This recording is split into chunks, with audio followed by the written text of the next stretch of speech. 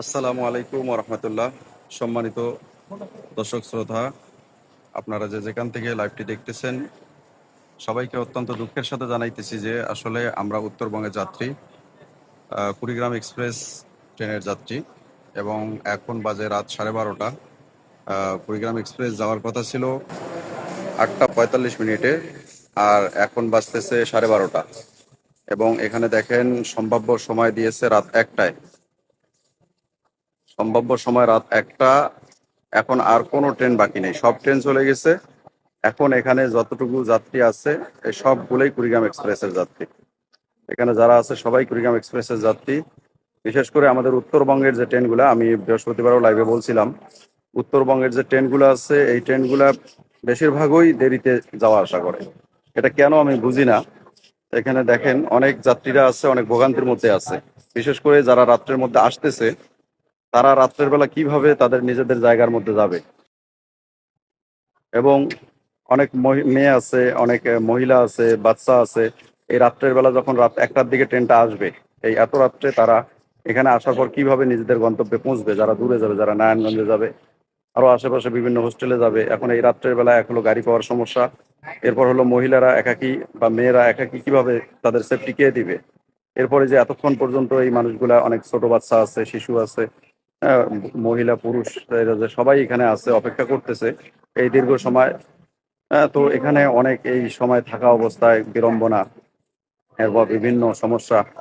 তো এগুলা মূলত এই ড্রাইভার কে নেবে? এই উত্তরবঙ্গের ট্রেনের এই সমস্যাগুলো কেন? গত বৃহস্পতিবার আমি আসলাম এই ট্রেনের মধ্যে, তখন কিন্তু ট্রেনটা 3 ঘন্টা আগেই পৌঁছেছিল। 6টা 25 মিনিটে কমলাপুরে নামায় দিল, অথচ একদিনের ব্যবধান। সেদিন ছিল বৃহস্পতিবার, আজকে হচ্ছে শনিবার। এই একদিনের ব্যবধানে 4 ঘন্টা লেট কিভাবে হয়? ম্যাক্সিমাম সময়ই দেখা যায় কুড়িগ্রাম এক্সপ্রেস, লালমিনহাট এক্সপ্রেস এরা 3 ঘন্টা 4 ঘন্টা লেটে যায়। এটা কেন উত্তরবঙ্গের ট্রেনের সঙ্গে? এটা আমি রেল ডিপার্টমেন্টে যারা আছে, রেল কর্তৃপক্ষ, তাদের প্রতি বিনীত আহ্বান জানাই যে এই সমস্যাগুলোর সমাধান করা এবং যাত্রীদের সার্বিক নিরাপত্তা দেওয়া। এবং এই যে রাত্রের বেলা যারা আসতেছে, তাদের নির্দিষ্ট গন্তব্যে তারা পৌঁছবে, এই সেফটি কিভাবে তারা নিশ্চিত করবে? রাস্তাঘাটের যে অবস্থা রাত্রে ঢাকার মধ্যে, এবং গাড়ি ভাড়া, সব দিক বিবেচনা করে এগুলো কেন হচ্ছে? এবং এখানে যে সমস্ত যাত্রীরা অপেক্ষা করতেছে, ছোট ছোট বাচ্চারা আছে, শিশুরা আছে, মহিলারা আছে, যে এই কষ্ট করে এতক্ষণ পর্যন্ত থাকা এবং সারা রাত্রি জার্নি করে যাওয়া, এটা অনেক কষ্টের ব্যাপার। এটা আমি রেল কর্তৃপক্ষের কাছে এবং আমাদের দেশের সরকার প্রধানমন্ত্রীর কাছে আহ্বান জানাই যে আমাদের বিশেষ করে উত্তরবঙ্গের ট্রেন সহ সারা বাংলাদেশের যে ট্রেনগুলো আছে, এই ট্রেনের সেবাকে উন্নত করা এবং সময় মেনটেন করা। হ্যাঁ, হতে পারে লেট, হতে পারে আধা ঘন্টা 1 ঘন্টা, কিন্তু 3 ঘন্টা 4 ঘন্টা 5 ঘন্টা লেট এটা আদৌ সম্ভব নয়, সহ্য করার মতো। তাই আশা রাখি এই সমস্যাগুলো দ্রুত সমাধান করে রেল সেবাকে আরো উন্নত করা এবং এই যাত্রীদের ভোগান্তি থেকে আমাদেরকে নিরাপত্তা দেওয়া এবং স্বস্তি দেওয়ার চেষ্টা করা।